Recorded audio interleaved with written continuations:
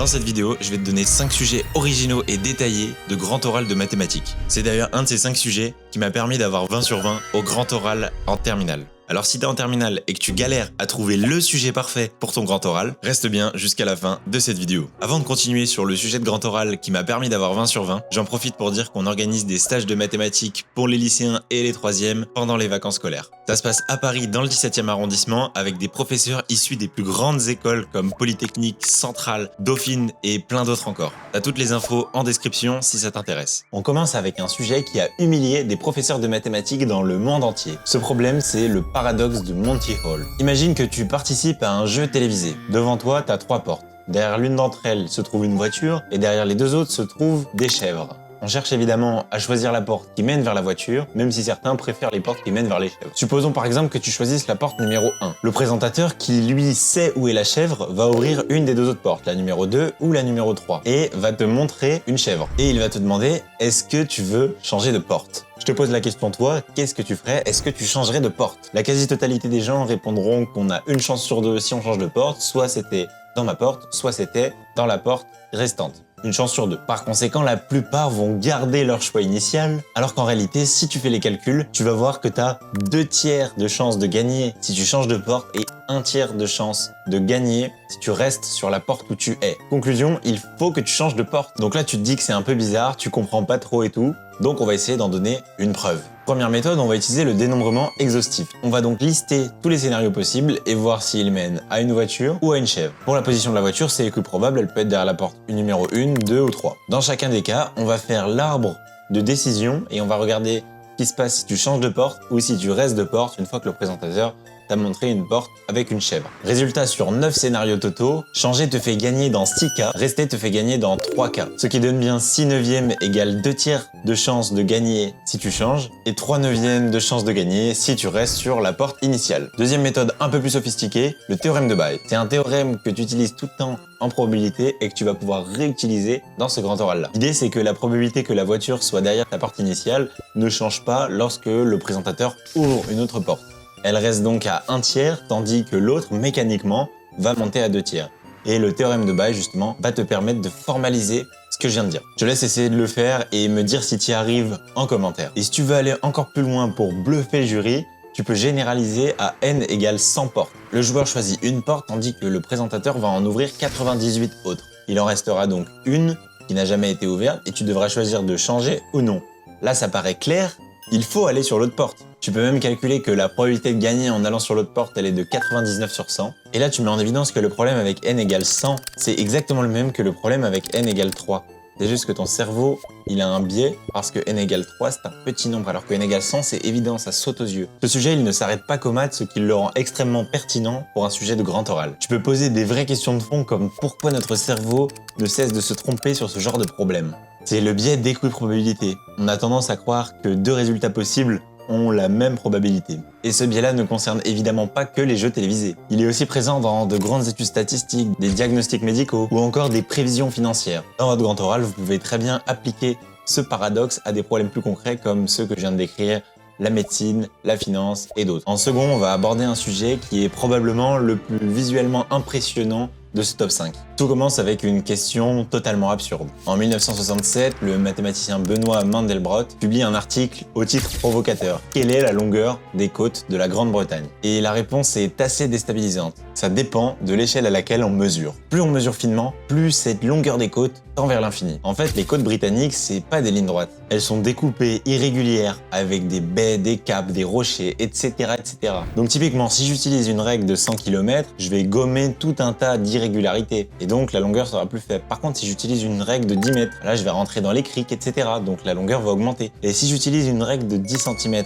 là je vais voir toutes les aspérités, les cailloux qui sont sur la plage, etc. On voit que cette longueur, elle augmente de plus en plus. Et on peut aller jusqu'à l'échelle de l'atome et même plus bas jusqu'à l'infini. Donc la longueur qu'on mesure dépend entièrement de l'instrument utilisé. Ce qu'on va faire en premier, c'est construire une sorte de Grande-Bretagne, c'est-à-dire construire un objet qui a un périmètre infini et qui a une aire finie. On commence par prendre un triangle équilatéral. On divise chaque côté en 3 segments égaux. Sur le segment du milieu de chaque côté, on construit un nouveau triangle qui pointe vers l'extérieur. Et on efface la base de ce triangle. On va recommencer sur chaque petit segment, de découper en 3, etc.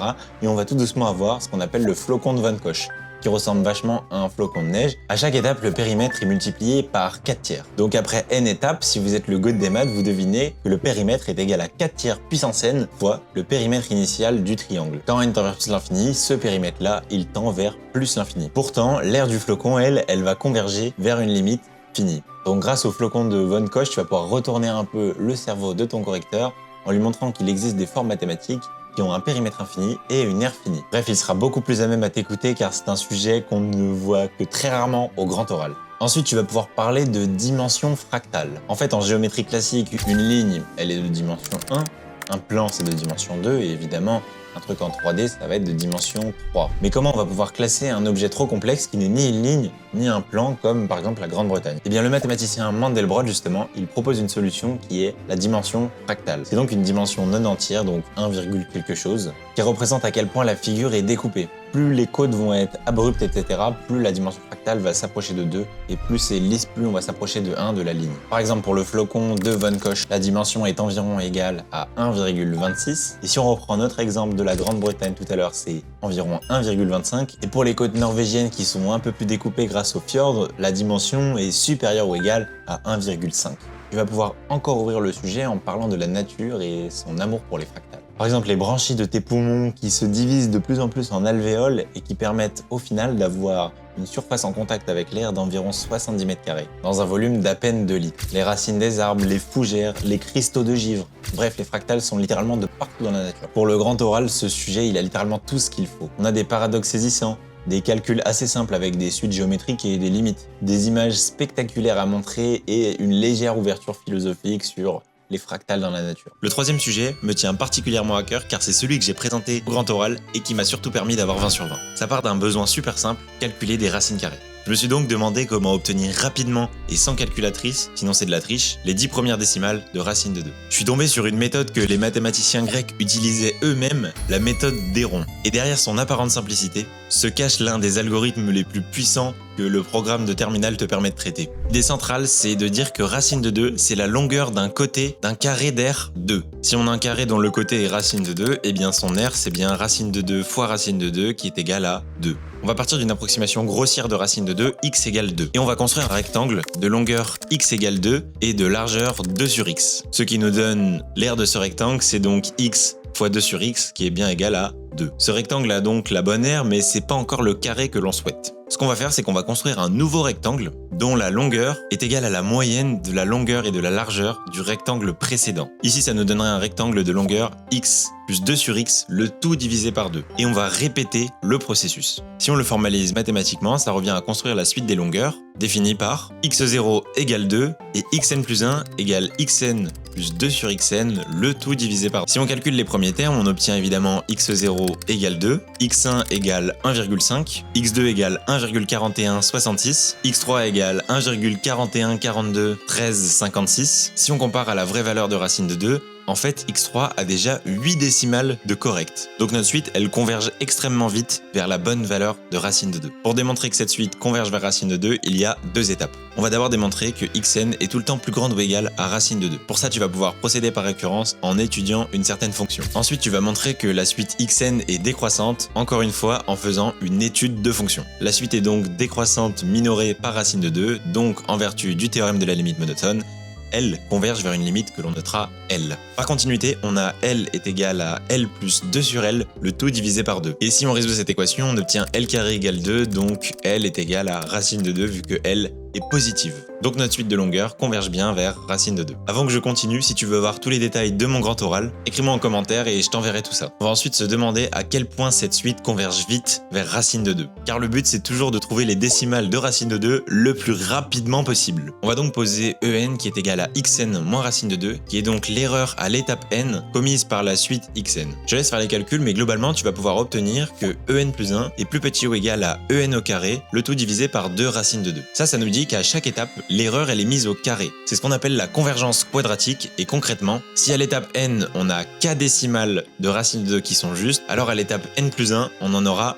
2k. Le nombre de décimales correctes, il double à chaque étape, ce qui est extrêmement rapide. C'est d'ailleurs pour ça qu'à l'étape 3, on avait déjà 8 décimales et à l'étape 4 on en aurait eu 16, puis 32, 64, etc. Ça monte extrêmement vite. Bon, ensuite, tu peux généraliser la méthode des ronds pour trouver racine de a avec a un réel positif en posant la suite xn plus 1 est égal à xn plus a divisé par xn, le tout divisé par 2, et qui permet d'approcher les racines de certaines équations. On part donc d'une suite récurrente de terminales toutes simples, la définition, la monotonie, la minoration et la convergence, et on arrive à un résultat très intéressant, l'approximation de nombres irrationnels. En plus de ça, on a trouvé un algorithme super performant qui double le nombre de décimales trouvées à chaque itération. C'est d'ailleurs la méthode que les ordinateurs utilisent toujours pour calculer les racines carrées qu'on a dans nos calculatrices. En quatrième sujet, on va voir comment il est théoriquement possible de toujours gagner au casino. C'est une stratégie mathématiquement infaillible, mais qui a quand même ses limites. La stratégie est simple, tu mises sur rouge à la roulette. La probabilité de gagner est de 18 sur 37.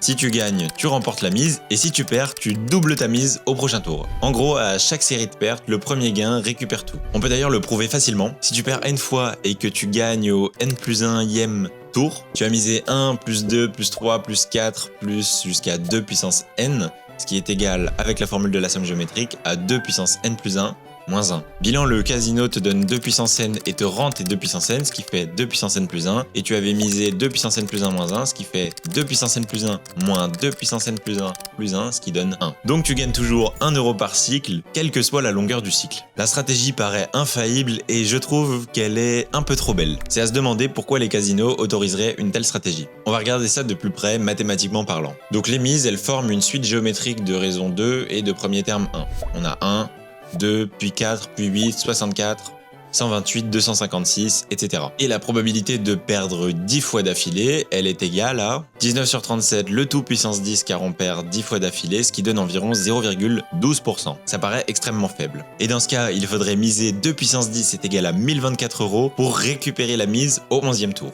Mais imaginons que je n'ai plus de fonds pour miser ces 1024 € au 11e tour. Je vais alors perdre 1, plus 2, plus 4, plus 8, etc. jusqu'à 512, qui est égal à 1023 €, juste pour essayer de gagner 1 euro. Le problème de cette stratégie, c'est donc la contrainte budgétaire. En effet, tout joueur, même s'il est milliardaire, a un capital fini. Si on reprend l'exemple de tout à l'heure et que l'on suppose que tu as un capital de 1023 €, on avait dit que la probabilité de perdre 10 fois d'affilée était égale à 0,12%. Mais le problème, c'est que sur 1000 cycles joués, l'espérance du nombre de ruines est égale à 1000 fois 0,0012, ce qui est égal à 1,2. En gros, sur 1000 cycles, tu vas perdre au moins une fois et perdre tous les gains que tu avais accumulés précédemment. C'est là qu'on voit les limites de cette stratégie. Il faut aussi savoir que les casinos ont mis en place une règle pour éviter de miser trop haut, une mise maximale. Typiquement 500 ou 1000 € à la roulette. Ce plafond va juste casser ta stratégie et te faire tout perdre. Donc oui, tu pourrais toujours gagner au casino si tu avais une infinité de fonds. Mais dans ce cas, pourquoi jouer au casino? Sinon, la stratégie martingale est un piège car elle promet un gain à chaque cycle et tient cette promesse jusqu'au cycle où le joueur est ruiné parce qu'il a atteint la mise maximale ou qu'il n'a plus de fonds. Encore une fois, tu peux me demander en commentaire si tu veux les détails mathématiques de ce sujet. Pour le cinquième et le dernier sujet, j'avais envie de te parler d'un défi majeur, comment modéliser l'évolution d'une population grâce aux mathématiques.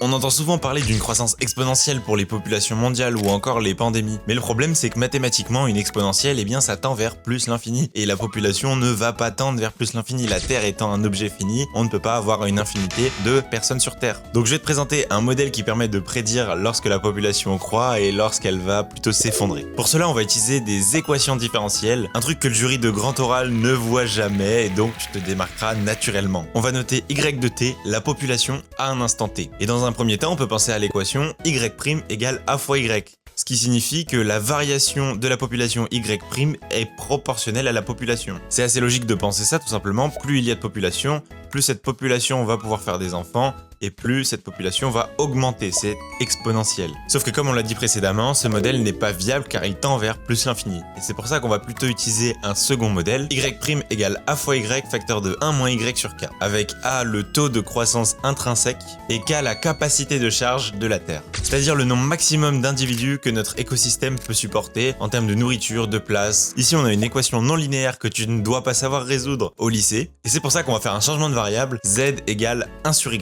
En dérivant z, on obtient z' égale moins y' sur y au carré. Et en remplaçant y' par notre équation différentielle, on passe d'une équation hyper compliquée à une équation linéaire de la forme z' égale moins az plus a sur k. Donc ici on a une équation linéaire d'ordre 1 et vous savez le résoudre avec les méthodes du cours, puis ensuite en reprenant l'inverse de cette solution pour retomber sur y, on obtient que y de t est égal à k sur 1 plus c fois exponentielle moins at. Si tu traces cette fonction, tu vas d'ailleurs voir une fonction en forme de s que l'on retrouve extrêmement souvent en biologie. Ensuite, tu vas pouvoir balayer tous les trucs du programme d'analyse de terminal, comme par exemple calculer la limite de y, c'est-à-dire que vaut la population dans des temps infinis. Tu vas aussi pouvoir étudier la convexité qui va te permettre de dire qu'au début, la croissance, elle est extrêmement subie.